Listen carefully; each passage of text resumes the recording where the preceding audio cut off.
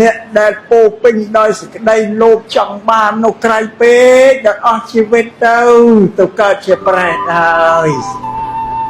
អ្នកដែលមានកំហឹងច្រើនទោសៈតច្រឡោត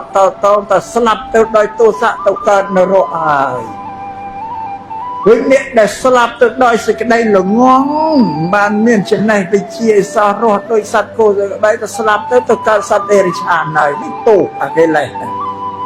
បើចឹងត្រូវផ្សះផ្សាំងបន្សាបកិលេសឲ្យស្រាលណាញោមណាធ្វើដែលព្រះអង្គសម្ដែងឲ្យសិលសមាធិបញ្ញាសម្រាប់ជាថ្នាំឲ្យយើងមកព្យាបាលរោគកាយវាចាចិត្តរបស់ផងយើងទេអត់មានណាធ្វើយើងឲ្យបរិសុទ្ធបានទេមានតែខ្លួនយើងបើយើងមិនផឹកថ្នាំគឺសិលនឹងកាយវាចាយើងអត់ស្លូតទេបើយើងមិនចម្រើនសមាធិនឹងតែចិត្តយើងវាមិនស្ងប់ទេ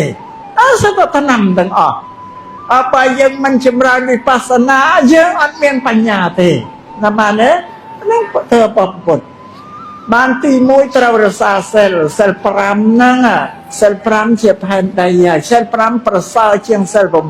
8សិល8តែមកយប់អត់ថ្ងៃទេសិល5នៅពេញផែនដីថ្ងៃណាក៏មានរក្សាសិល5មកតែជាប់បានអស់ហើយ